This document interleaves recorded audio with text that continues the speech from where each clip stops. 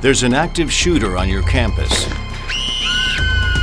You hear the gunfire, the screams, the voices in distress. Your only objective is to keep yourself and your students alive. You have just moments to react. What do you do? In this presentation, we'll look at your 3 best options to surviving an active shooter attack. You can run, you can hide, you can fight. Let's begin with the first of our 3 survival strategies. Run. No matter where you are during an active shooter attack, if it's safe to do so, your first thought should be to escape. Always have a destination for your escape route. Ideally, it should be off campus, away from danger.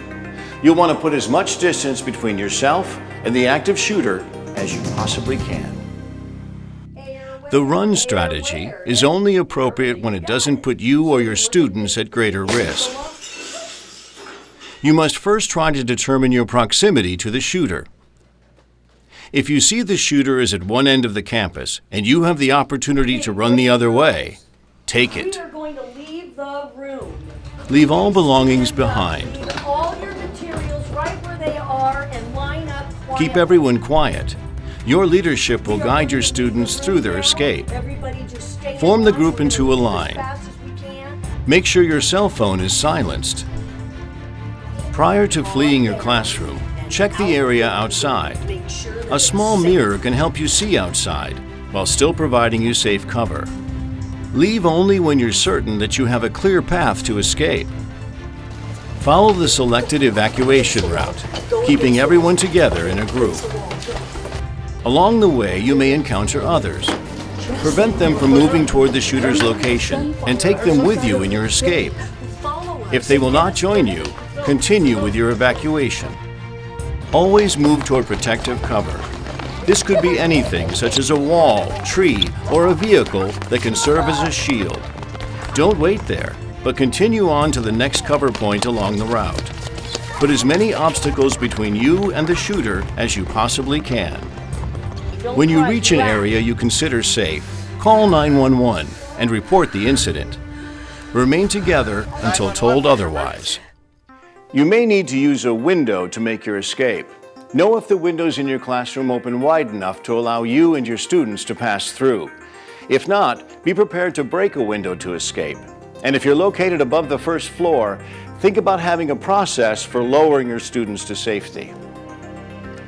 To best prepare for a window break, it's a good idea to keep a pair of work gloves, safety goggles, and even a small hammer in your desk. If you need to break a window, first move your students away from the window. You'll require something heavy, such as a fire extinguisher, to cause the break. Strike the glass where it's weakest, near one of the bottom corners. It may take several strikes.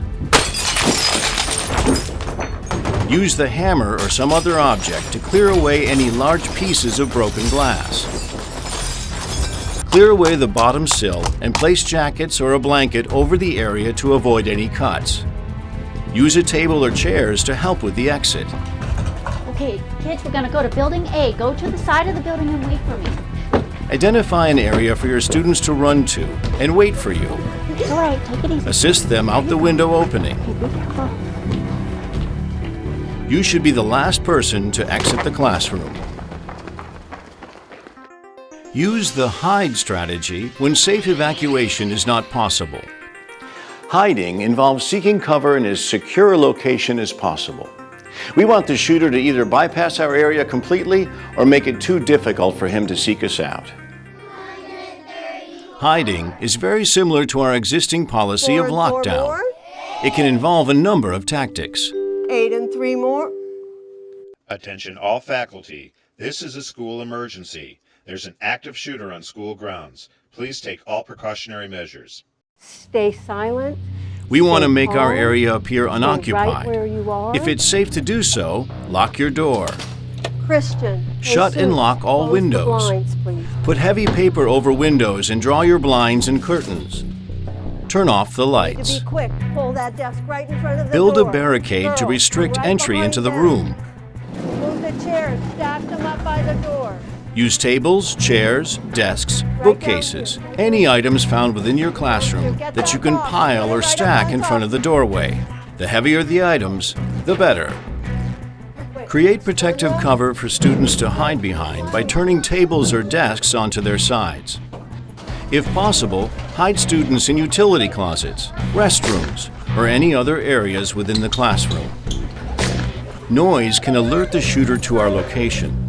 Make sure to silence your cell phone. Everyone must remain quiet. Admittedly, this will be difficult as the noise of gunfire and other cries will cause fear and anxiety, but work to comfort and quiet your students. We come now to our survival strategy of last resort: fight.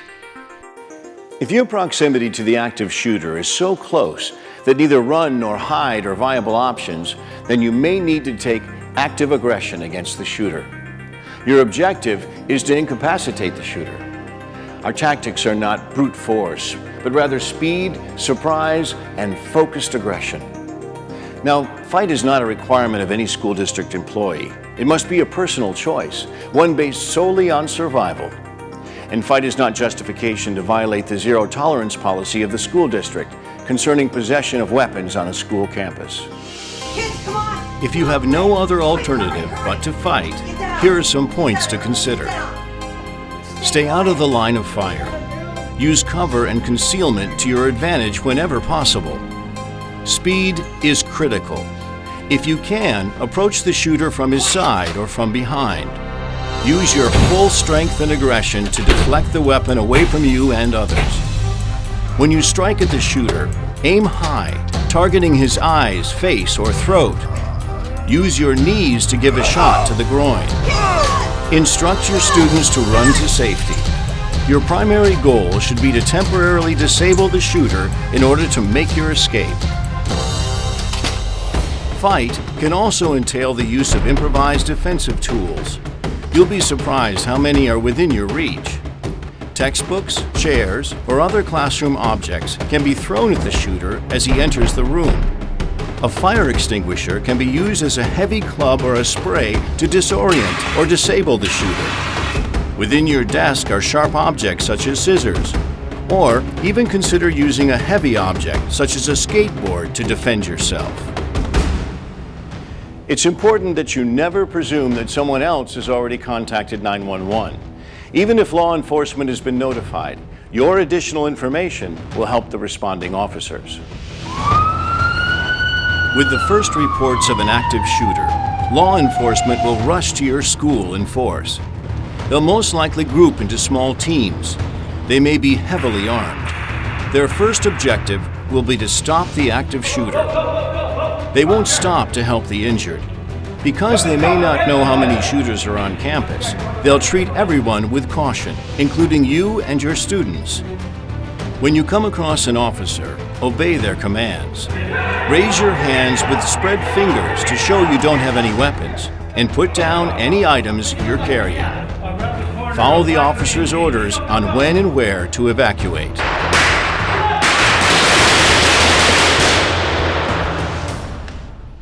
Having an action plan in advance of an active shooter incident is your first step toward survival. Begin by taking a physical inventory of your classroom. Identify possible ways to escape, such as doors or windows. Note materials you can use to construct barricades or provide safe cover to hide behind. And catalog the possible items that can be used for self-defense.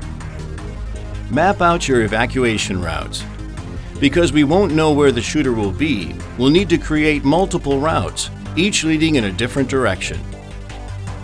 Know where all the routes in and out of it are going to be? Together with your fellow teachers and staff, as well as local law enforcement, perform these same exercises for common areas. The two hallways lead out to... These include hallways, playgrounds, lunch areas, gymnasiums and assembly areas, and the library.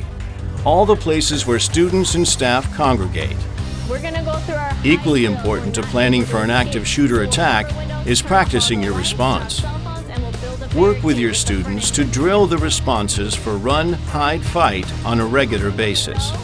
The more it can become second nature, the more confident you'll be should an active shooter ever strike your school. And let's get the blinds on the windows. Sadly, the threat of an active shooter attack in our schools will probably never go away. But if you prepare, if you know what steps to take, and if you're able to respond decisively and with confidence, you'll dramatically improve your chances of survival. And in the end, your survival and that of your students is all that matters.